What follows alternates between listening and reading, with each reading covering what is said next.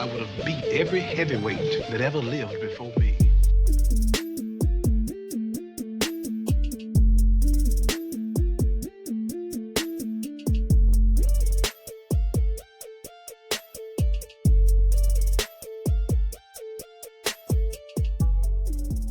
What's going on with you? Hello and welcome to another episode of Sports with Betz. I'm your host, Betz, and I got my boy, Zach Fisher, here back with me. Zach, how we doing, my friend? Happy to be here. Took a little hiatus, a little Pat McAfee hiatus there, but now we're back. We're ready to get into it. Some things happen. Oh my gosh, Zach, we were just talking off camera here about how we're going to fit all of this into one show because there is so much to go over. It's been an absolute madness with NFL free agency. I mean, we got so much ground to cover. But before we get into anything, just got to, do my due diligence and thank you guys again for sharing the show. If you guys are getting any value, if you guys are tuning in every week, I see a lot of you guys are, and we're picking up more and more listeners every week. I really appreciate the support. And if you're getting anything from the show, I just ask that you continue to share it. Share this with the biggest football fan you know. If you know a football fan in your life, I promise you they're going to want to listen to what we've got to say. So, or they're going to laugh at us for what we have to say, and they can bet against my opinions and win a lot of money. So either way, they're listening. All publicity is good publicity. So, so we got a lot to go over. I just wanted to mention here real quick before I get too disappointed that I'm wearing my old Cam Ward, or it could be Warren Moon if you want, old throwback Oilers jerseys, because the Titans tonight are about to unveil their new logo and new uniforms, basically. And maybe I'll try to post this at the end when I'm editing this, because by the time I get done editing this, they'll have unveiled everything. Maybe I'll post something, but it's basically going to be the same exact Titans logo with the circle. They're just going to cut the flames off of it, which I don't know. It feels like a cheap move. But that being said, we got new coaches. We got basically an entire new team, which we'll cover here in a little bit. So I suppose the full rebrand is in effect. But they're not on fire. They never were. Well, if like we were a dumpster, it'd be the biggest dumpster fire in the NFL. So maybe they put the dumpster fire out. The dumpster fire out. We'll spin it.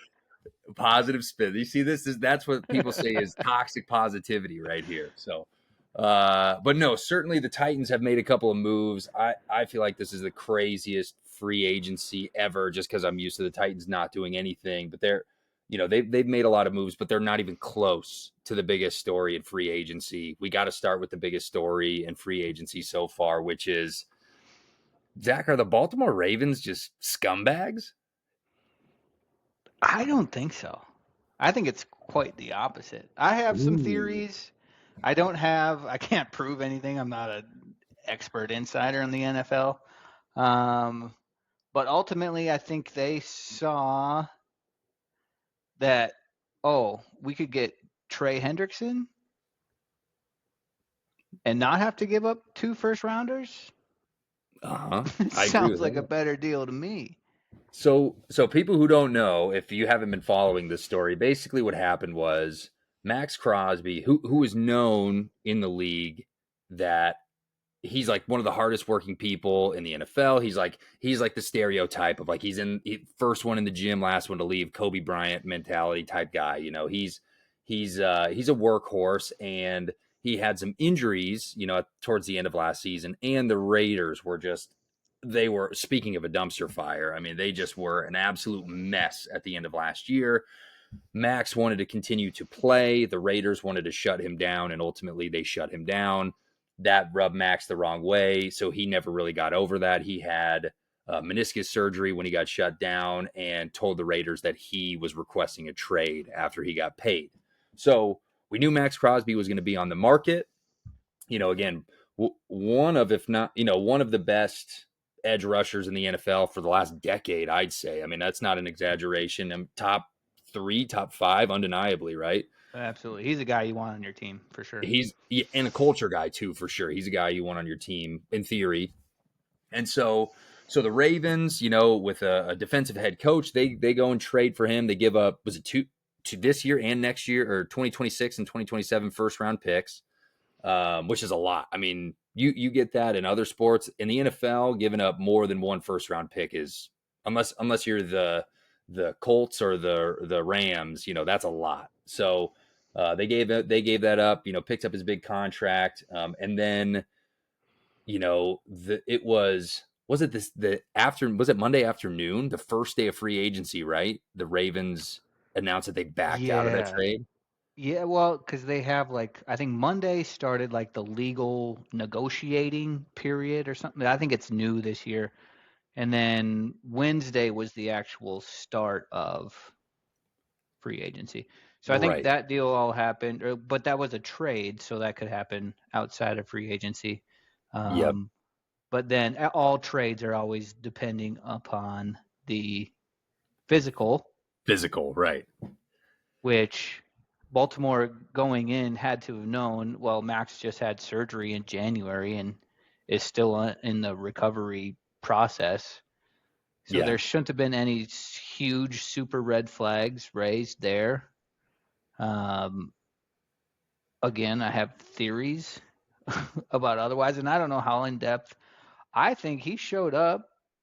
They gave him a drug test. He failed, and Baltimore was like, "Okay, how do we get out of this?" Oh, I like it, man, because I'm here for the hot takes. There's a lot going on in the NFL. We got to just shoot from the hip and let these takes fly. And that is a very interesting theory, dude, because it doesn't make any sense. Like, I can understand from the standpoint, like, you made the trade, you get the guy in the building, you realize, like, okay, well, he's not going to be fully ready to practice full contact. I think the reports were till June or July. You get the guy in the building, you're like, hey, actually, he's really expensive. He cost us 2 first-round picks. We could go over here and get Trey Hendrickson, which, by the way, Trey Hendrickson is coming off a hip surgery too, so it's not like he's 100% healthy. He passed his physical today, for the record. Just making sure that this all adds up. Yeah, the physical he definitely had.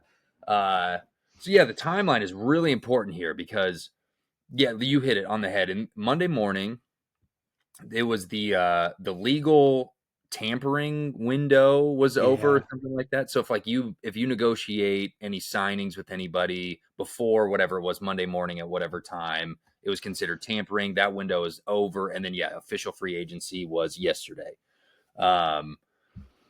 So they signed him. And then Monday, free agency just went ballistic. All these moves happened. The insane. Raiders spent big money. They got Tyler Linderbaum, which we can break a lot of that down. They made a lot of big moves. They spent a bunch of their free cap space. And after all these moves happened, they announced, oh, actually, Max Crosby failed his physical. I thought it was interesting. I know you're not super active on social media in the present moment right now, Fish, but the Raiders, their official announcement was the Ravens have backed out of their trade. We will have no further comment at this time. So that they want people to speculate, with a message like that. Right. They don't provide any details. They let people speculate. So again, the timeline is really important. So if it feels like the Ravens got cold feet. That's kind of, if you're a Raiders fan, that's what the perspective is. Honestly, if you're a Raiders fan, I think you'd be pretty happy about this because they did make a lot of big splashes in free agency. And then you got your stud back, the face of your franchise back. They got cold, you could say they got cold feet, but they knew Trey Hendrickson was available and cheaper than Max Crosby the whole time. It's not like that was new information. So I Right. like the angle that, hey, there was something new, came to the surface that caused this all to fall apart. And I wish we had a little bit more transparency as to what that was. What specifically, what aspect of the physical did he fail? What specifically was the issue? And the thing that sucks is, I think it was on Tuesday or Wednesday, Max Crosby, he's like a big advocate for sobriety too. So he tweets 6 years sober, never felt better, God is great, something like that. I even had that same thought. I'm like, ugh. And actually my wife, Sydney, and I, we were watching the World Baseball Classic, and that big red bar popped up, announcing that Max Crosby had that deal had fallen through, and she thought the same thing. She's like, "Oh, I wonder if he got popped for something." I don't know. Just I can't remember ever seeing a situation like this in the NFL with a name as big as Max Crosby. Yeah, absolutely. Something happened between him showing up in the building and whenever it was that Baltimore decided to back out. Yeah, crazy, man. And we can speculate. I know he's sober. I've heard that whole story. Like I get it, but something ain't right. And Math ain't math in here. it ain't mathing, and I hope you guys are familiar with this clip. Zach and I were talking about this the other day, that there's this clip of Max Crosby that I remember of. He was like doing a post game interview, and I think it was with like Michael Strahan and Terry Bradshaw and like those guys, like the Fox post game crew.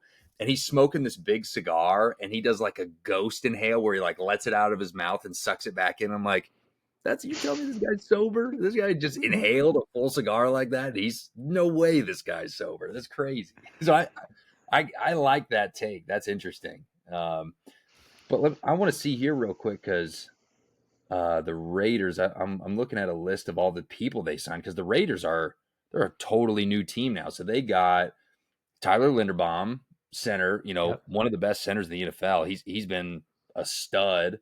Nakobe Dean from the Eagles. They got Quay Walker. Who else did they get that was big? Anybody I missed? Jalen Naylor, wide receiver. Matt Gay. I mean, they made some moves. They spent I think the most amount of money in free agency. You could basically view Max Crosby coming back as a free agency signing and getting him back from the Ravens. And I would think if I were a Raiders fan, I'd be pretty stoked about it, actually. Yeah.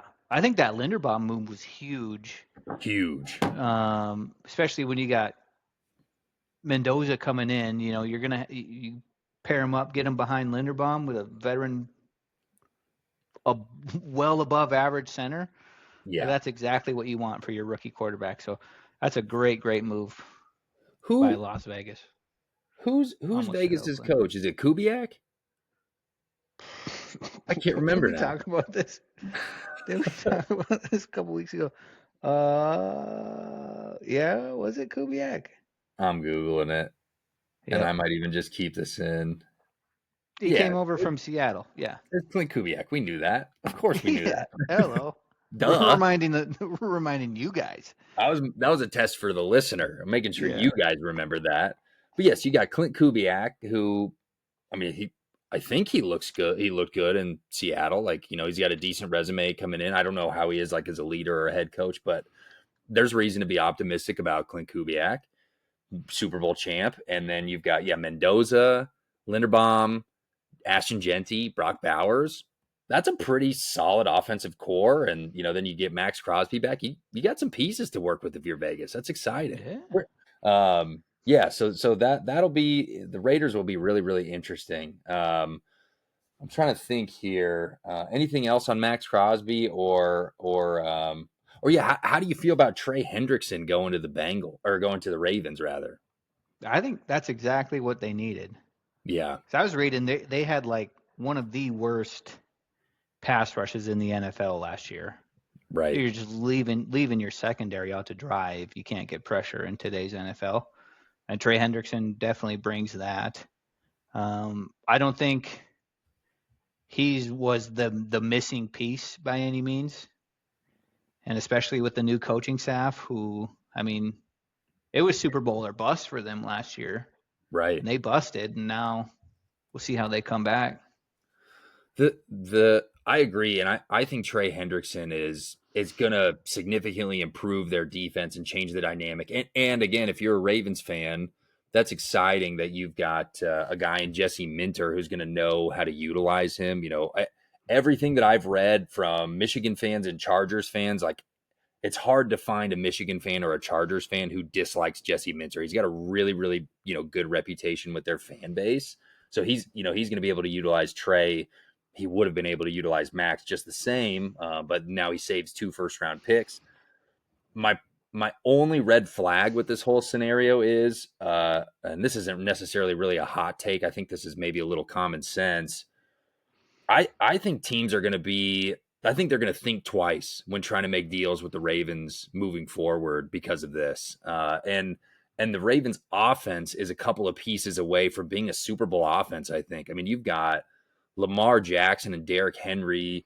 Everybody's been waiting for Derrick Henry to take a step back. And, last year was maybe a little step back, but he's still, an elite, top 10 running back in the league.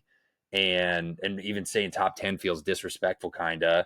But their wide receiver one is Zay Flowers. So I don't think he's a true he's a wide receiver too, from a league standpoint. So like, if you had any hopes of making any moves during the season or, preseason trying to get a wide receiver one, I don't think teams are going to be as open to making any deals with Baltimore as they would, pre Trey Hendrickson deal. So we'll see if that plays out at all. Yeah, that's absolutely right. Yeah, that hurts your image as an Totally. organization and as a GM. Like, okay, well, if I make a deal with you, how are you going to back out of it this time? Yeah, absolutely. Well, so that's really interesting, and I think I'll be curious to see. Like, we've got the draft coming up, so the Ravens also historically have been really good at drafting players. So they could make a move. They got their picks back. We'll see what they do with those. Another team that I think got significantly better is the Buffalo Bills. I feel like the Buffalo Bills had a really sneaky good start to their free agency, not just on the defense, but especially on the offensive side. So the Bills got DJ Moore. I think I even said this a couple weeks ago, or a couple weeks before the NFL season was over, that like I think DJ Moore is sneaky, like a sneaky, really, really good wide receiver. Like I'd put DJ Moore. Tell me if I'm crazy, but I'd put DJ Moore on the same level as maybe as like a Nico Collins from an impact standpoint. I put him on the same level as golly, his name is slipping me now. Who am I thinking of? I can see his face. Denver's wide receiver one. Cortland Sutton. I think I would say probably goes Cortland Sutton, Nico Collins, and then DJ Moore is just a little half step behind those guys. What do you think? I think of those three guys, I'd rather have. I'd go Nico, Cortland, DJ.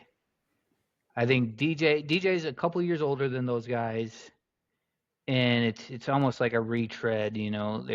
They're bringing in. They did it with Stephon Diggs. Yeah, it's kind of that same kind of. And I think Stephon Diggs at the time was a better receiver than DJ Moore is now. Interesting. I think I would compare DJ Moore to more of like a Brandon Cooks. For those like Brandon Cooks from 8 years ago. Really? I think dude, DJ Brandon Cooks Moore, is solid dude. Solid. No, I think DJ Moore is a class above Brandon Cooks for sure.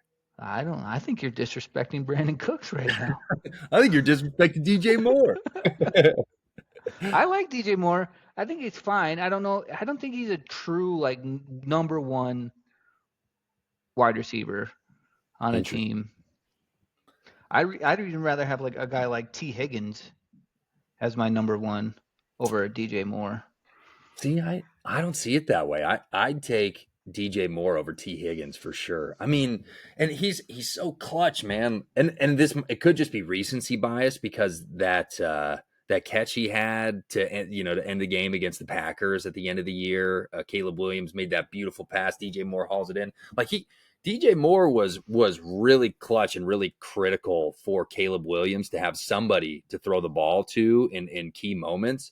I think the Bills with Josh Allen have needed that. So maybe that's the perspective I'm coming from, where like you got to give the man some help. Like he's got James Cook, of course, and their run game is really, really solid. But I think Josh Allen, he needs a deep threat. He needs a true wide receiver one to bail him out, so he doesn't just have to run the ball or take brain damage. I think DJ Moore is really good, a very compatible fit in Buffalo. Yeah. No. I mean, he'll be fine. He'll be fine. But I don't think it's going to have like the impact that you're implying it will. I would rather see them I would rather have seen them go out and get a guy like Mike Evans, who was Really? available. Well, Yeah, let's I go think they there needed then. more of a Mike Evans type receiver. See, I'm torn about Mike Evans too, because I love Mike Evans. you've got a wide receiver one who he's a legit 100% wide receiver one of the best, wide receivers in the NFL since he's been in the NFL. But you're sending a very injury prone older wide receiver to the most injury prone team in the NFL. I don't know. I mean, are you going to be surprised if we see Mike Evans major injury week 3 for San Francisco? Like, that there's all that speculation about the whatever the electrical The substation power outside. plant or whatever. Yeah. The Did we ever get electrical the results back? basically. I listened to an interview with the guy who did that investigation, and honestly, it kind of sounded like it was bullshit. Like it was just a lot of correlation.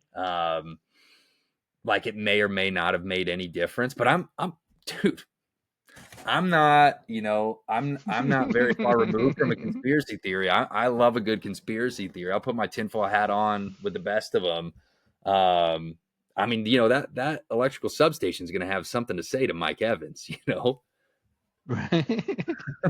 Maybe. Come on, don't put that evil on him. I hope not.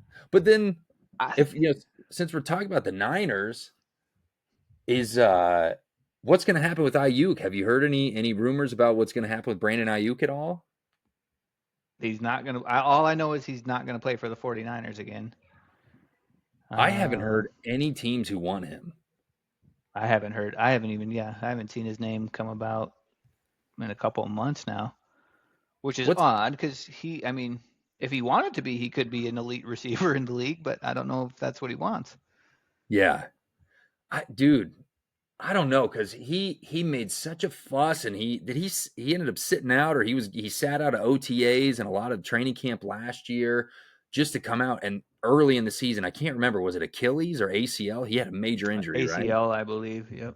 I mean, he was out. So now you've got a guy who you could argue he's a distraction or a toxic character in the locker room, putting himself first and demanding a lot of money, and then they paid him, and then he goes and gets injured, so he's coming off of that big injury. I've even seen some Titans fans who want him, and I'm like, dude, I don't want that. I'm good. I'd rather find someone younger or less injury prone, maybe try to draft a wide receiver. Ugh, I don't know.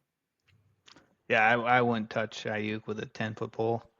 No I way. mean, unless you get him on he's got to go to a very stable organization. But he's got that contract. I don't know how that works. If the Niners pick that up, when they cut him, or how that works. And then if you're the new team, if you can get him on like a veterans minimum deal maybe, and just take a flyer on him, I might go that route. But I don't even know, just because I just won't even want it in my locker room. Yeah, I totally agree with you. But then even I'm thinking about where could he go? Where could he land? Maybe a team like Indianapolis might want him, but they just paid Alec Pierce all that money. I don't know. I'm trying to think of where would be a good fit, like a good organization, and that's one piece away from that needs an explosive player like that. There's not a lot of good matches for him in the NFL that I can think of off the top of my head. Green Bay potentially. Yeah, I thought Green Bay. Man, I don't know, man. Yeah, maybe Green Bay. That might be a good fit. They'd surely. Hopefully he goes to Green Bay and just implodes their whole culture. That'd be great. That'd be great. I would love that. He could put on Romeo Dobbs' old Guardian cap and have the biggest thing in the NFL then. Where did Dobbs end up signing? Romeo Dobbs. Where's he at now? I saw he moved. Yep, I saw it too. Dobbs. New England. Yeah. Yeah, New England made some moves. That'll be fun. I think that'll be interesting. Romeo Dobbs is, meh. You know what I mean? Romeo Not a Dobbs huge needle mover. Romeo Dobbs or DJ Moore? DJ Moore. Okay, all right, good. We're on the same page there. I, I think Right. that'll be good. I think that's good for Drake May, and also Romeo Dobbs. Like, he seems like a good teammate. Like, I've heard Yeah. like people have generally a positive opinion about him in New England. Yeah, New England got a little bit better too. They signed Dobbs, and then I saw they signed Kevin Byard yesterday too. So Your reunites with Mike guy. Vrabel. Yeah, my boy KB, man, couple of KBs. I love Kevin Byard. I've rooted a lot for him. So they've got like the two best pieces of our old defense in New England now reuniting with Mike Vrabel and Harold Landry and Kevin Byard. So they signed both of those guys. That's interesting. I personally think New England is going to have a massive setback. I think New England is going to be the Washington Commanders of 2 years ago. Yeah, potentially. That's probably a good call right there. Just because last year they were playing on the fourth overall schedule of their division. Now they're going to be playing on the first place schedule. So the Yep. competition is going to get a lot harder for them. Um, I still like them, I mean, they could but make. yeah, I don't think I think it'll be a step back from this year. Yeah, I could Maybe see 10, like 11 wins. I could definitely see that 10 wins, divisional round loss, something like that. That seems pretty appropriate for them. Somebody who in the AFC who I'm scared of, who I think got a lot better, is the Kansas City Chiefs. Mm. Um, I really like Kenneth Walker to Kansas City. I mean, you still need to find somebody for Patrick Mahomes to throw the ball to. Of course, we're having another year of Taylor Swift. So congratulations, NFL. That's great for the NFL. Gosh, I'm so sick of seeing I'm so sick of seeing her stupid face. And I don't care about Travis Kelce. He's an above average tight end, but he's not what he used to be. I really like Kenneth Walker going to the Chiefs. I felt like, especially after Charbonnet got injured at the end of last year, he looked insane. Kenneth Walker looked absolutely insane. Like, he really, really put the team on his back. He looked phenomenal in the Super Bowl. Now he's got Super Bowl experience going to a team that's got a recent Super Bowl culture. I expect Kansas City to get significantly better this year than they were last year. They'll be in the playoffs for sure. Yeah, if they can figure out how to block for him and Patrick, that'd be great. I mean, that was like the missing piece. They Yeah, haven't had a running back there since Larry Johnson, maybe. yeah, right. So that's exactly what they needed. And they still got Xavier Worthy, got Rashee Rice on the outsides. Travis Kelce, we'll see what he can do in his 14th year now. He slowed down a lot last year. Yeah, I think this will probably be his final run. But they still got I think Noah Gray is still there, right. who's a solid pass catching tight end behind He's Travis. So looks just like Travis when he's running, yeah, doesn't he? basically yeah the what's that cheap Timo version of Travis Kelce. I'm gonna look at the Chiefs depth chart real quick here because I think they're still a scary team, man, and maybe I've just got some more recency bias. I mean, yeah, Rashee Rice, Xavier Worthy, like, they've got some dudes they can throw the ball to. Like, I look at the Kansas City Chiefs as almost the same exact team as like the Golden State Warriors of the early 2000s, where the Warriors were so dominant for so long, and then they took a little bit of a step back after Kevin Durant left, and then they came back and they won another championship. I mean, I could see the Chiefs doing the same exact thing, and adding Kenneth Walker with some Super Bowl experience, I think it's a big deal. I think that was I think with all the Max Crosby and Trey Hendrickson news, I felt like that took a backseat. But I felt like besides Trey Hendrickson and Max Crosby, I felt like Kenneth Walker was the biggest signing so far Yeah, during free agency. I agree. That was huge. Good for Kenneth. I told you he was going to get his deal. You He did. earned You it. predicted that. Yep. And he totally earned it, 100%. One more that I want to touch on here real quick. Gosh, we have so many to go over. We're already a half hour in, so I'm gonna try to keep these short and sweet and try to touch on Rapid fire. everything. Rapid fire. Alec Pierce, overpay, way overpay. I don't. I'd rather have Pittman. I don't know Yeah, what they were even doing. why would you do that? The only reason that he got open was because they were double teaming or bracketing Pittman. What I don't Dude. that doesn't make any football sense to me. And then pay him that amount of money. Like, I mean, good for Alec Pierce. Get your money, dude. But Yep. what if I'm the Indianapolis Colts? What are you doing? And you're also putting your money on Daniel Jones to be just as good as he was Yeah. last year. Talk about a guy getting paid. Oh my goodness, $44 million average. What do we? Oh my gosh. He dude. played 8 games or 10 games or whatever it was. I mean, he looked phenomenal when he did play. Don't get me wrong, but he had flashes in New York where he looked good. He won a playoff game for New York. People Yeah. don't remember that. Like it's, Yeah, I beat the Vikings. People remember. I remember. I'm sorry, Fish. People Yeah. can't forget. I mean, come on, like Daniel Jones, like you're expecting him to do exactly what he did last year, and I mean, he very well might, but you're throwing to Alec Pierce now, and yeah, you let Pittman walk. I don't like that. I'm not a fan of that at all because I was a little nervous because the Titans had all this cap space, and the rumors were either the Titans were going to land Alec Pierce or Wan'Dale Robinson, and everybody knew Wan'Dale Robinson was going to sign because he had connections to Brian Daboll. But when I saw the price tag that it was either Alec Pierce at 30 million or Wan'Dale Robinson at 17 million a year, both of those are super overpays. That you're paying 30 million or 17 million dollars for basically a wide receiver 2 role player, you know. I was very happy that the Colts re-signed Alec Pierce. They're in my division. I hope that that contract bites him in the ass big time. I hope so. Both of those Yeah, contracts I don't like. yeah, I don't like the Pierce deal. But I want to touch on Daniel Jones a little bit too because Okay, I feel like he is the next Kirk Cousins, let's just hear it. stealing money from people, just stealing money. Well, I Yeah. mean, I don't. Kirk Cousins, I think he's like top 5 of NFL money ever, He's and close I to think Daniel making Jones might pass him. dude, Kirk Cousins is With close to making $1 billion, I think, across his NFL career. It's insanity. Like he's it's made in, like more than 500 million bucks. It's insanity. yeah. And Daniel Jones is well on his way. He's following that same. He saw the blueprint, and I'm like, oh yeah, I can do that.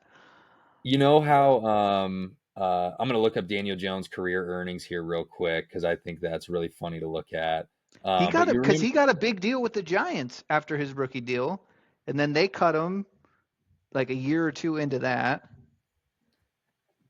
That was 2 years ago, and all he right, came to the Vikings like halfway through the season. Yeah, go ahead.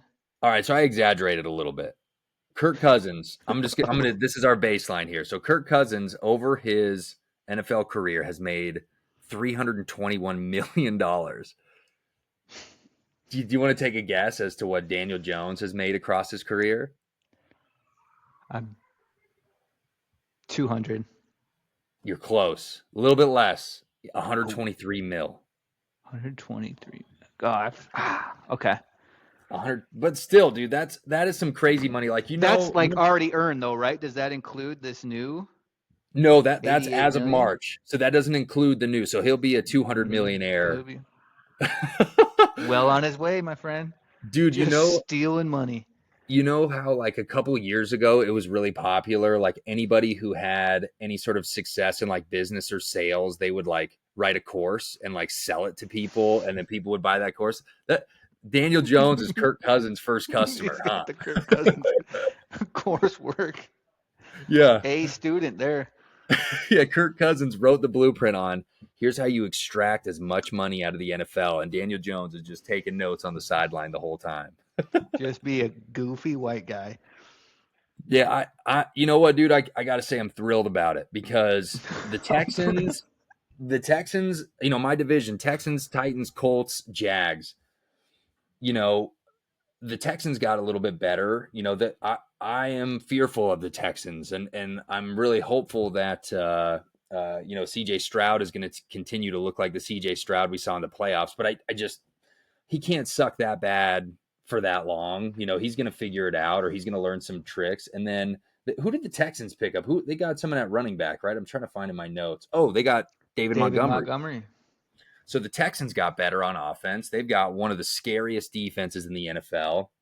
The Jaguars look like they're the real deal. It looks like Liam Cohen is a really good head coach, and kind of revitalize Trevor Lawrence. So if I could see one of my teams in my division take a step back, like I think the Colts did, and now they're committed to all this money to these average players, I'm loving it. I'm here for it. I agree.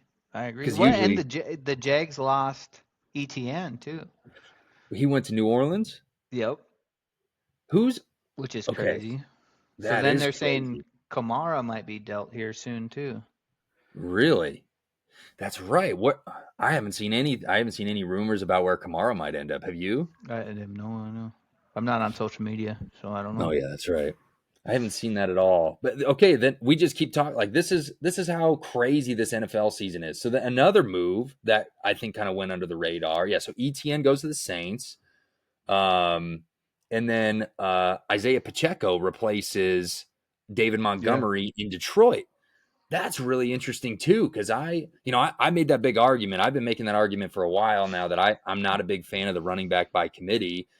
I think that Isaiah Pacheco is a really good replacement or a really good backup running back for the Lions. Gosh, why am I blanking on names today? For Jahmyr Gibbs. Yep, 100%. I like that a lot. He's a give me CTE, feed me, I'm going to run with my head down type of running back, and I think that's exactly what Detroit's looking for. So I like Pacheco in Detroit. Yeah. Him and Dan Quinn are cut from the same cloth. Yeah, they are. Pacheco they're leaving it all on the field, that's for sure. Yes. And that's awesome. So that's a lot of running backs move. So yeah, we had ETN to the Saints. Joe Mixon got released by the Texans. He's a free agent right now. He probably played his last NFL down. I think so. He had a lot longer NFL career than I thought he was going to have too, for the record. Yeah. I can't shake this. Like, have you ever seen the video of Joe Mixon punching that white chick in the face in the restaurant? Like, I was just going to say that. Yeah. How does he even have a career after that? Like that was every bit as bad as Kareem. That was way worse than Kareem Hunt. It was every bit as, maybe not as bad as Ray Rice, I was going to say. But it's up there. I mean, he full on knocks a chick out. I thought he was never going to have an NFL career after that. So I'm not too upset if he never plays another down again. David Montgomery left. Breece Hall got franchise tagged. That was kind of interesting. I'd be pissed if I was him. I know, right?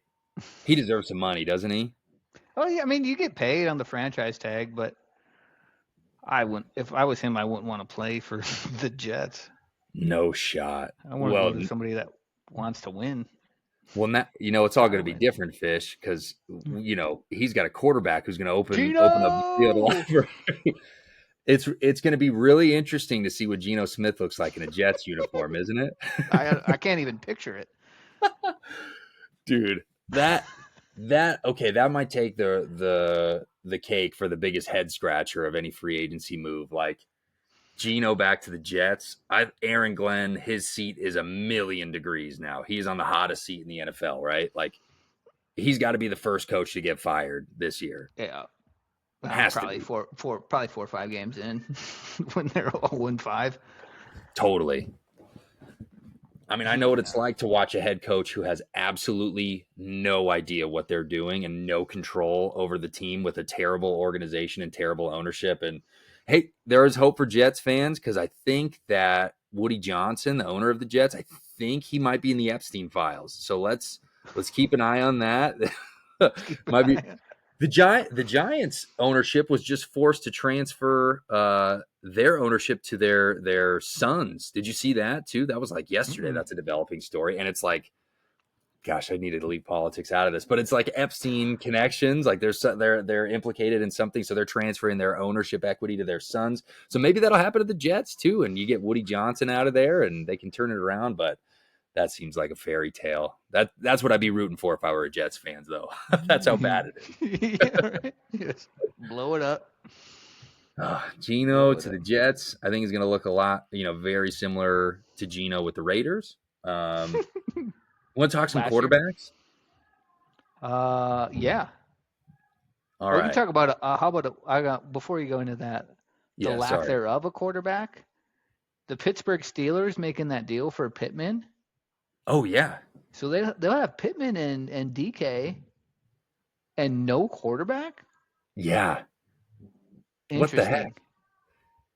I mean, Interesting. how are you going to have DK Metcalf and Michael Pittman, and you've got Aaron Rodgers who throws the ball behind the line of scrimmage more than any quarterback in the NFL. He's got one of the highest pass rates behind the line of scrimmage in NFL history last season, and you've got these deep threats in Yeah, Michael you don't have Pittman and time. DK Metcalf. What's their plan? I have no idea. It's not. I don't think the guys on their roster, Mason Rudolph or Will Howard. I mean, they're probably decent human beings, but they're not what you want at quarterback. Is Aaron going to be their quarterback? He's going to be their quarterback next year, right? He's got to be. I would say no. You think he'll retire? I think he's done. Done. I can see that. In a crazy free agency. I mean, he You could. know, I mean, it was 3-step drop and get the ball out of his hands every time. It's kind of sad to watch because he didn't have that typical Rodgers magic that he used to have, getting out of the no, pocket, making plays happen downfield. So just like sometimes you just got to know when to call it a day, you know? totally. It was really sad. Like he had a couple of passes I watched last year where he still kind of he flashes at the same and had that same zip. Yeah. But the thing I really noticed is exactly what you said, where he's doing the classic Aaron Rodgers rolling out of the pocket and gets chased down and tackled pretty hard from behind. Like he's slow. He's 40 years old, dude. Gosh. End of an era. End of an era. Ooh, I just had a thought. This is my Titans brain kicking in. You know who would be really fun in that offense? Someone with a rocket arm who needs a good offensive-minded coach. Maybe Will Levis could fit that. Maybe Will Levis ain't afraid to throw that ball downfield, is he? Is he still on the roster?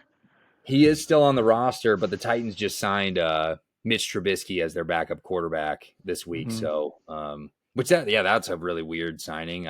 I didn't see that coming at all. I think they paid him like 2-year, $10 million contract. So it's like we got him. That's not crazy expensive. That's super cheap for any quarterback in the NFL. But that pretty much is the writing on the wall that the Will Levis era in Tennessee is over. We'll see if somebody's going to give him a chance. I don't know who will. Let him sling it. Is he still drinking mayonnaise or whatever he was doing?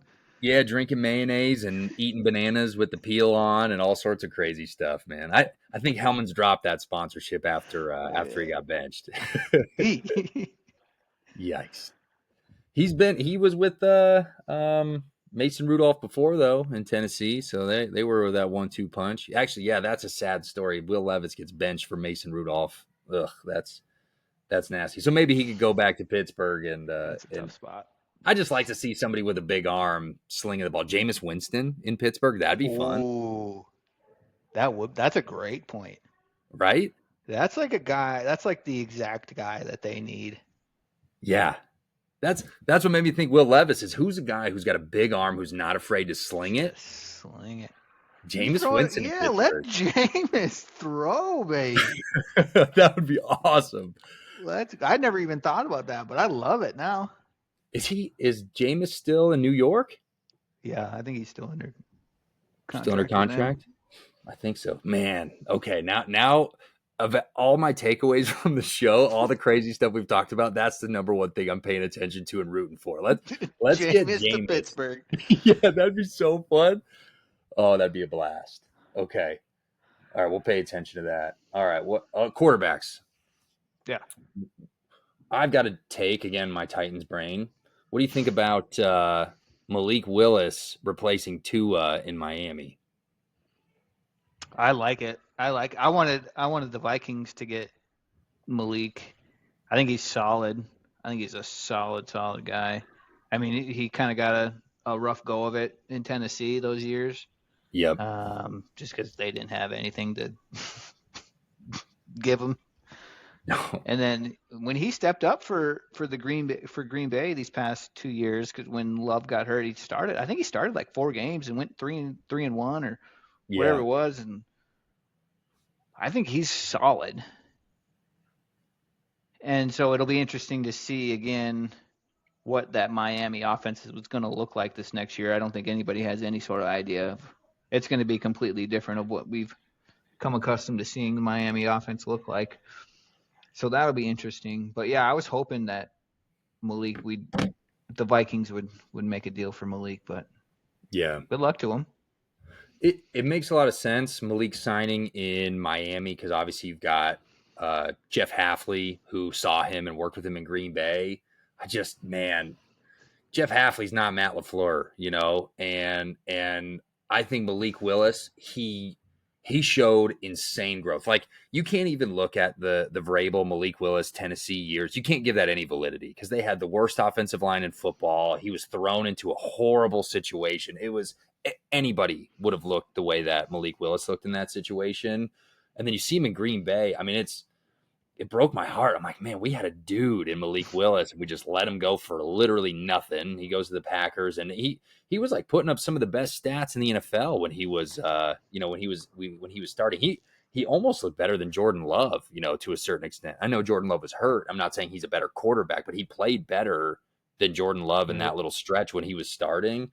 Just, do I really trust the former Packers defensive coordinator to take over a rebuild in Miami and build a good game plan for Malik Willis? That's where I'm really skeptical. I'm so happy for Malik. He got paid, and it was actually a pretty reasonable contract, I thought.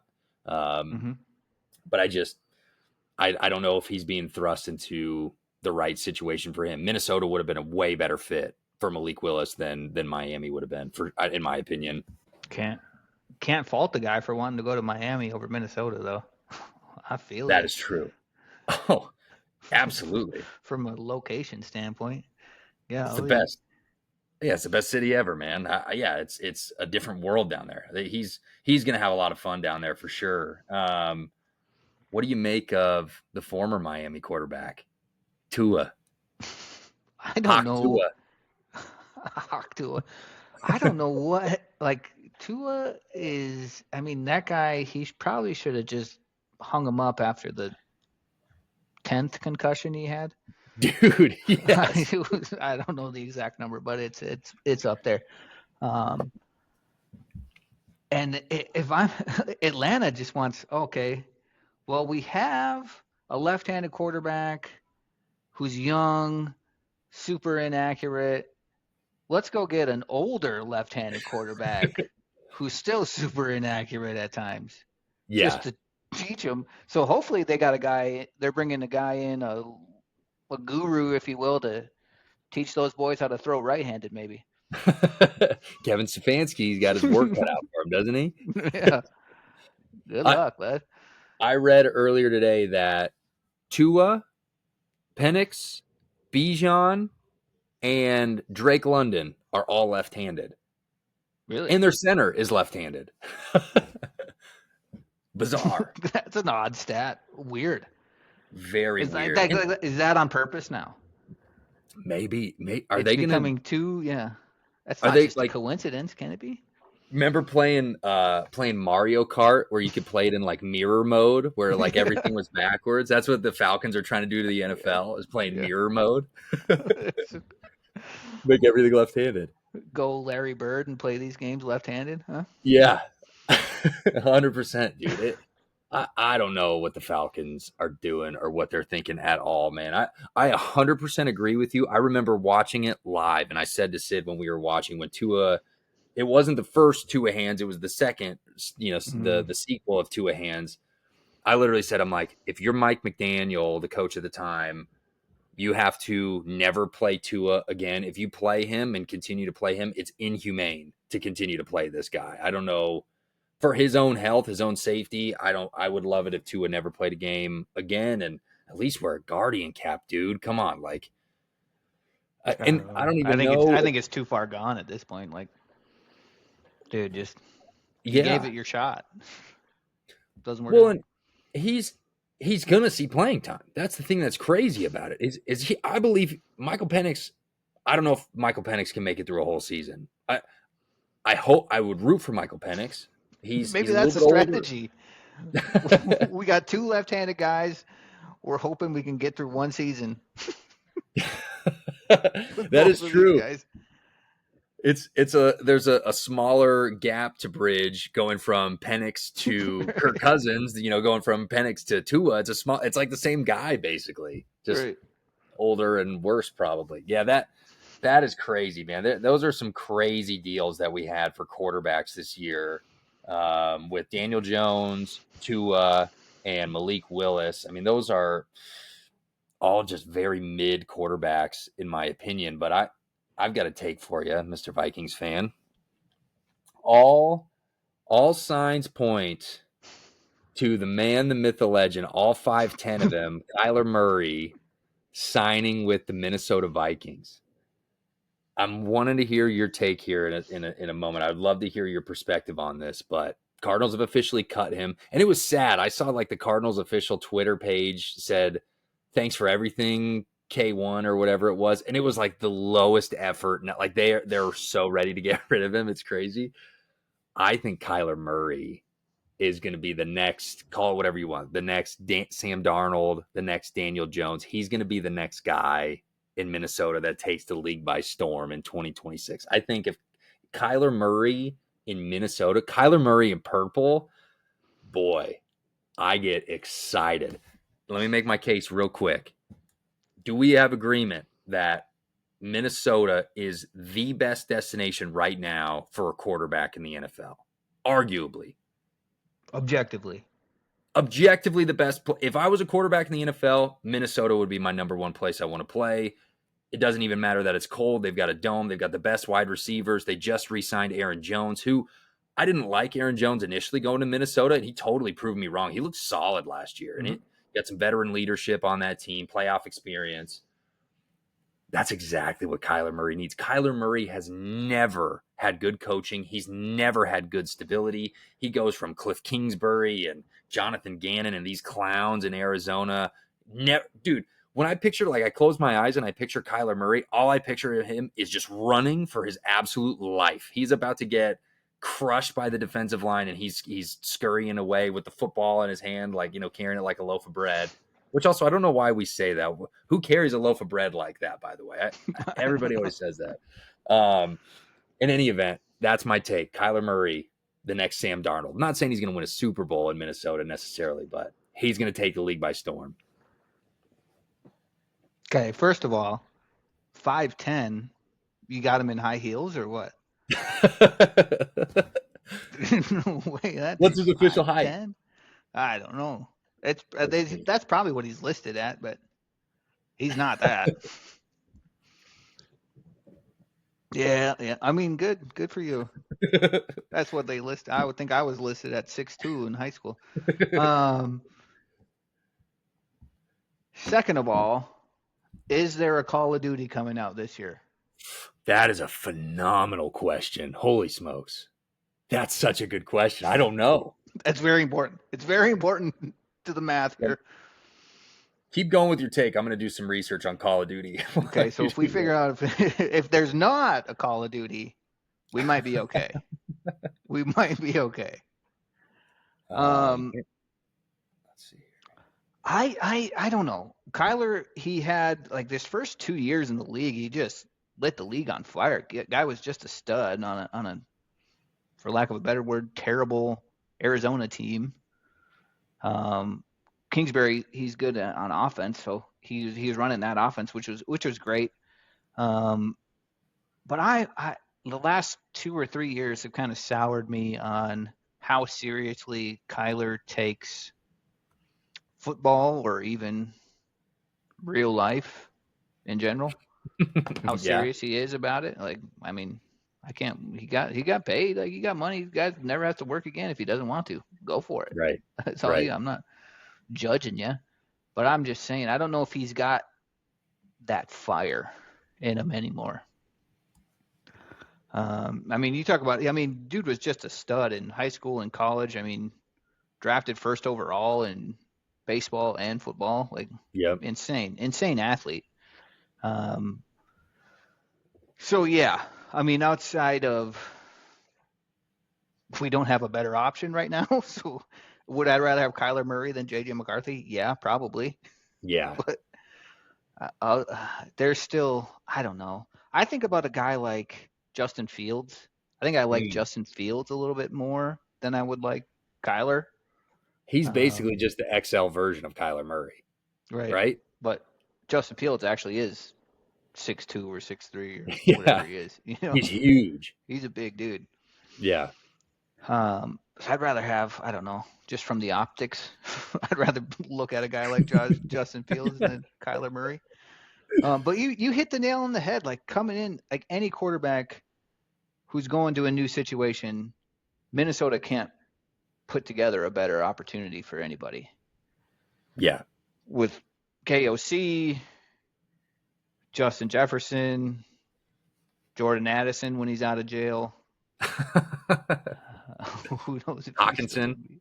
Hawkinson. I think they just reworked Hawkinson's deal. Don't quote me on that, but I think they did. Okay. So hopefully, they'll keep him. Like, dude's got options. We'll have Aaron Jones in the backfield. We'll have Jordan Mason, kind of a change of pace back there. And we'll see what we can do on defense. I don't know. Part of me just wishes we would tank a year for a good draft pick. Because I've been talking to a couple of friends of mine about who are Pittsburgh Steelers fans. Boo. And it seems like Pittsburgh and Minnesota are pretty comparable in the fact that we're just stuck in this perpetual state of mediocrity, right? Yeah. Like we're always solid, 500 team. Yeah, that's great. We don't go anywhere in the playoffs, and then we're stuck with like a high late first round draft pick, so we can't like ever get that much better. So you're just kind of stuck in that state. So part of me just wishes, let's just let JJ go out there, just kill himself, and then we'll win. We'll win 3 games, and then we can have a high draft pick and figure out how we can rebuild a franchise. So I say that, and then now when I get to the season, I'm just like, okay, we got to win every single game. Dude, I'm telling you, take it from a guy who watched Brian Callahan coach Will Levis, and the exact scenario you just laid out happened where he just killed himself. And I mean, how many memes did Will Levis create that one year? Was that 2 years ago where he had the one where he, the hands on the back of the head against the Bears. And then he had the one where he's like making the squinting face on the side. Like JJ McCarthy is a big meme guy. He had the biggest meme out of the NFL last year with the whole 9 thing. Trust me. You don't want it. It's a miserable experience. Like hearing you say we've got like a perpetual 500 team and I'd way rather tank for a big draft pick. I'm like, dude, you do not want to sit in the seat. Trust me, you do not want to be here. It's absolutely horrific. I think I didn't even think of Justin Fields. I've even kind of forgot about Justin Fields. Like, because who was the Jets starting quarterback at the end of the year? Did Fields play the whole year? I don't think he did he? No, I think it was Tyrod. Yeah, Tyrod Taylor did. So Justin Fields could be on the move. I didn't even think about him. That would be fun in Minnesota.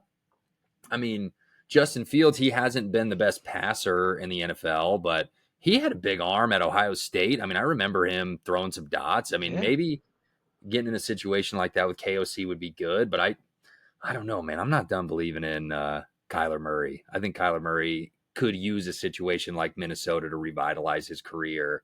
And I'd argue Minnesota is just one elite player away from going from a 500 team to a serious, at least NFC, contender. Like if we get Kyler on like a veteran minimum type of deal, yeah, let's go for it. Sign him to a 1 year, 2 year deal. And that might be another situation like the Falcons where we get. I just got a notification. Hold on. Are you serious? What we were just talking about this? No way. Dude. While we were just talking about it? We were just talking about it. Schefter just tweeted it, didn't he? He did. Dude, we just literally read it, Fish. I can't read it. Hold on. I'm trying to find it on ESPN. I'm not on. What do we get? What's the deal? Ready? Yep. Former Cardinals quarterback Kyler Murray is signing a 1 year deal with the Vikings. Murray now will become part of a QB room that includes former number 10 overall pick J.J. McCarthy, with Murray already owed $36.8 million from Arizona. His one-year contract with the Vikings will be for the veteran league minimum. All right, let's go. Let's go. Perfect. Beautiful. Oh, heck yeah, dude. Oh, that makes me so pumped. Live on air. Literally. It's 5:25 right now. Schefter tweeted that at 5:22. That is we were talking about it as it happened. I got goosebumps. That was amazing. That was an all-time moment in Sports with Betz. All right. So, yeah, love Kyler Murray. Love the move. Love the move. Kyler, K1, let's go, baby. Let's go. Yes, sir. I'm about to go get my jersey right after this. You have to. If he starts balling out, you have to. Oh, that's incredible. Wow, that's so good. That's best case scenario for Minnesota. Arizona's going to pay him his money. You have to pay him the league minimum. He's going to go ball out, change his career, turn the franchise around. Next, Sam Darnold. See you in the NFC Championship, Sam. It's easy. That easy. It's an easy game. Golly. I still don't know how I feel about it. That's crazy. Wow. Okay, yeah. Well, that's good. It's good. It's better than JJ, I guess. I mean, let me ask you this. Would you rather have Malik Willis, Geno Smith, Daniel Jones, or Kyler Murray? Sounding racist here. I think Daniel Jones is the pick. No way. I'd take Kyler Murray all day long. I don't know. If he can get back to Kyler Murray like 5 years ago, maybe. Yeah. Probably, yeah, easily. But like the last 2 years, Kyler Murray, I don't know, dude. Jonathan Gannon was his head coach. Jonathan Gannon that might have a lot to do with it. At all what he was doing. But like Jacoby Brissett stepped in there and Jacoby Brissett went off. That is true. That's a good point. But Jacoby Brissett, that's a good point. I don't have a rebuttal to that. You're right. Same offense. Same players. Yeah, same players. That is true. I think Kyler Murray can get back to his old form. And I did check, by the way, I never followed up on this. Call of Duty Black Ops 7, which Black Ops 7 is insane. I stopped playing at Black Ops 2, and I thought that was crazy. Black Ops 7 came out November 2025. The problem is Grand Theft Auto 6 comes out November 2026, and that's not good. November? Yeah, November. Okay. So be on the lookout for that. Yeah. He's going to start hot. Good. He's going to start real hot. Oh, he's going to be MVP favorite October, November, and then December. Not great. That's hilarious. All right, we're here. You can't change it now. Can't change it now. Let's go. Who's the starter then? Kyler will be the starter. You think so? Yeah. They picked JJ over Sam Darnold and Daniel Jones. Yeah, that's before they saw him play. That's true. That is true. The old eye test. Yeah. Which, I mean, I hope JJ can figure it out, but golly, he's just like I think I've said it before on the pod. It's just like some of these young quarterbacks, yeah, you got to understand there's going to be growing pains. But with JJ, you just don't see very many flashes of even mediocrity. It's just like it's all bad. I don't know. Yeah. Maybe I'm just an old man and I'm sour about it, but it's a tough watch. I don't think he's the guy. Yeah. And then it's like every single throw he's throwing 100-mile-an-hour fastball. It's like, dude, develop some touch. He's trying to force it. It's not great. Yeah, and you combine that with the fact that he's such a memeable player in the NFL and his like meditation and his 9 persona. And like, don't get me wrong, like I love like alpha mindset. Well, I shouldn't even say it that way, but I like you doing taking care of yourself and thinking of yourself in that way and growing mentally and spiritually and physically and whatever. Like I don't have a problem with that, but it's just a little corny. You at least you gotta ball out if you're gonna be that corny, Right. So Yeah. You got to back well, it up. this is great. I'm over the moon about this signing. I love that we were talking about it and it just happened right in front of our faces. And that's what a cherry on top of an insane week 1 in NFL free agency, right? Skull Vikes. Championship. Let's go, baby. All right. Any other free agency signings that we missed? I mean, Other there's a one, million of them. the other big one I saw, Tariq Woolen went to the Eagles. He's going to fit great in that defense. I think that's Yep. awesome. I think he's the exact, he's got that same mindset of,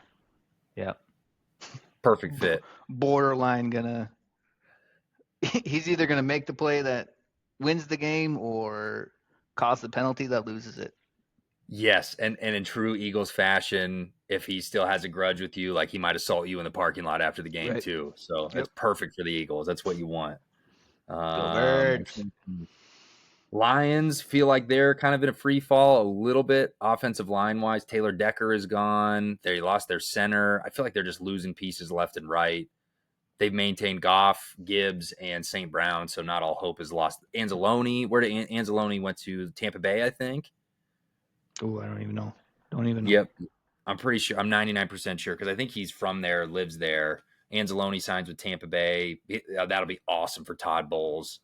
He'll plug in great in that defense. He was like, besides Aiden Hutchinson, he's kind of the leader of that Lions defense. So I don't know. I shouldn't say a free fall in Detroit, but they're going to look a lot different next year, to say the least.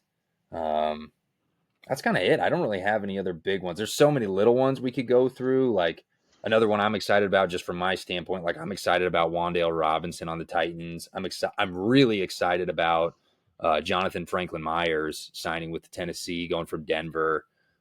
Jeffrey Simmons led the league in sacks last year at defensive tackle, and Jonathan Franklin Myers was third. So we got 2 of the top 3 in sacks leaders on the same line with a defensive coach who's calling the defensive plays. So I really like that. But there's a lot of little signings that we could go over that aren't really headline makers by any means.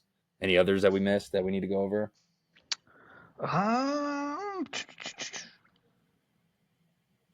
Let me check real quick. Nope. That's about all I had. The Kyler thing, that was the first Vikings move. So, yeah. Cool. Big splash by the new GM, right? Well, I don't even know if he's going to be the full-time GM or just like the interim guy, or I don't know. Weird. Because he was already in the building. He was like the vice president of football operations, or I don't know, these guys get weird titles just to whatever. But yeah, we'll see. I think we're losing a lot on offense, or not on defense.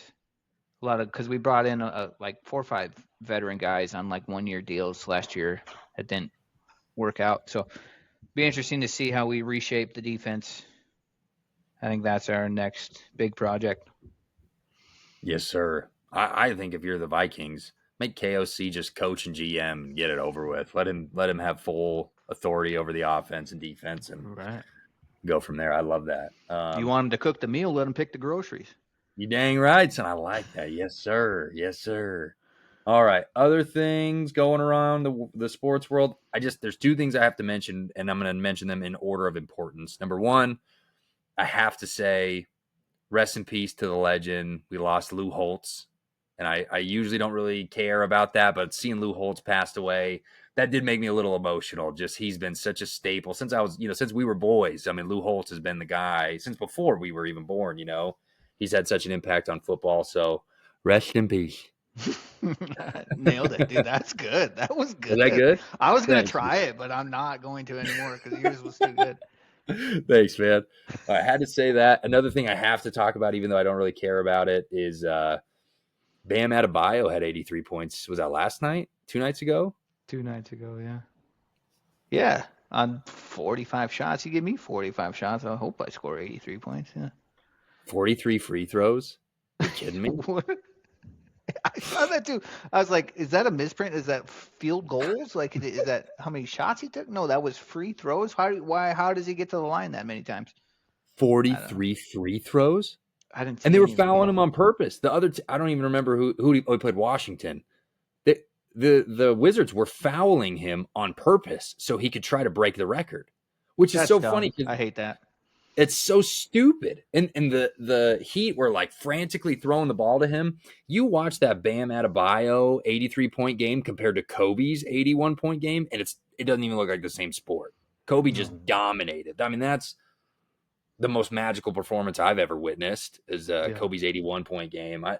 And I did see a stat where it's like if you took free throws out of it, Wilt still has, the number one scoring record. I think it's like without any free throws, he's got like 70-something points. Kobe's still number 2. And then Bam, if you take his free throws out, he's like tied for like 40th place or something like that. It's nasty.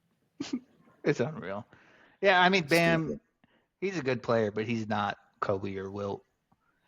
And Yeah. then he was like 7 for 21 from 3-pointers. It's like, Yeah, 7 for 22. Yeah. They had to have just let him just shoot. Like, they just all decided, okay, tonight we're just going to see if Bam can break the record, I guess. Which is like, Bam's not known as like a big scorer. I don't know what happened. That's so weird. Not great. Something I saw, probably my favorite tweet that I interacted with when I was reading about Bam was someone tweeted like, man, the old heads are never going to let this generation go now. Like, they're never going to let this slide. And I was like, you're damn right. I go, wait a minute. That's me. I'm the old head now. I'm the one who feels that way now. Get like, off my lawn. I'm never going to let this generation forget. Like, I'm the guy like, oh, back in Kobe's day, that would never happen. Back in the early days of the Boston Celtics, Kevin Garnett would never let that happen. I'm that guy now. It's official. I'm 31. Here we are. I'm Unk status. Love it. Yep. I'm the same way. I've been that way for a while now, though. You got just a few years. You're just like a couple pages ahead of me. That's all. Yeah, that's all right. Yes, sir. So I didn't want to talk about it even. Don't care. Yeah, Jason Tatum returned early from an Achilles injury. Couldn't care less about that at all. Bam Adebayo scored 83 points. Still have not watched one regular season NBA game all year. I've watched highlights. I haven't watched one game. So that's how much I am engaged with the NBA right now. So doesn't get good till playoffs. Their guys aren't even trying. So not even trying. Well, even. Yeah, the other team is trying to make the guys score points. Apparently, the Wizards are literally fouling Bam to get their opponent to score more points. That's crazy.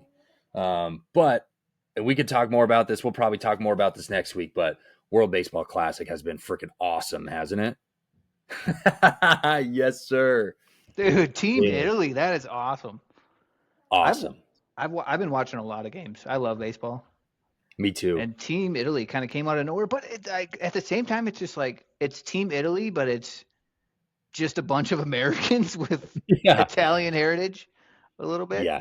I think they have like 2 or 3 actually Italian-born players, which is, I mean, it is what it is. It's fun to watch, and they are just mashing the ball. The pass watch, dude. Yes. The pass watch. They got the espresso machine. I was just gonna say that. Yeah, yeah. They got like a Italian like suit jacket they put on after a home run. They'll put the suit jacket on and do a shot of espresso. That's fun. Yes, that's good. That's fun baseball, dude. Totally, man. 100%. And I can't remember who it was. I saw some player after Italy last night in the interview. He's like, man, my adrenaline is going. I'm totally beamed up right now. Like that's what they're saying. That I'm beamed up. Like that is so funny. That made me laugh, dude. That's so good. Okay, so here's a hot take or something that I was monitoring online. Dominican Republic. I mean, Dominican Republic might win it all this year. They are stacked, bro. They got Soto and Vladdy Jr. and Machado. I mean, Tatis. They've got everybody on that team. Yeah. Did you see their game last night against Mexico? Or no, against Venezuela, and all the bat flips and whatnot they had? Yeah, they're having fun too. Yeah, they're having fun. I saw a lot of people online that were mad about that. I'm like, dude, that's the old baseball heads. We're not quite at the old baseball head level yet. Not that old. Yeah, that's a boomer take. We're still middle ground there because like they're having fun and they're celebrating and pumping each other up. And I'm like, dude, baseball needs that energy. It's been Yeah. dead for so long. It needs that resurgence. Like I think if you put the Dominican Republic team in the MLB, I think that they're a World Series contender. Like that team is so good. Oh, yeah. I mean, it's an all-star. It's an MLB all-star team on the Literally. Dominican Republic. That's what Yeah. that's what makes me kind of upset about Team USA. It's like they're a bunch of all-stars, bunch of future Hall of Famers, and then it's like I don't know, they don't look like they're having quite as much fun as these other teams. It looks like I don't know, the pressure might be getting them to them a little Yeah. bit, which I don't know. It's kind of disappointing to see. I'd rather see them playing like the DR or Yep. Italy and just go have fun, boys. Totally. From a talent standpoint, USA is top of the top. People are saying that I heard it even on the broadcast a couple times. They're like, this could be the best World Baseball Classic team ever assembled in Team USA. Japan is so scary. Did you see that clip of who was it? It was Shohei showing I think it was Matsuyama, or I don't know how to say his last name, showing him how to hold the bat, how Shohei does. Did you see this clip? Oh no. Dude, so Shohei is in the dugout. I think he was, I don't know. I shouldn't even try to pronounce his name. I'm going to sound like an idiot. But he's showing this guy how Shohei holds his bat. He goes out, next at bat, holds it the way Shohei taught him how to, and hits a grand slam. Like Japan is nuts, and Shohei is nuts. But I'm so excited to see the clash of those big three of Japan, DR, and Team USA. I did see. I got to bring this up because I don't know even the manager for Team USA. Do you know the manager off the top of your? I don't even know his name. Mark DeRosa. Mark DeRosa. So before we got crushed by Italy, I saw Mark DeRosa. There was like a clip that went pretty viral about him talking about how he didn't even understand how the tournament worked.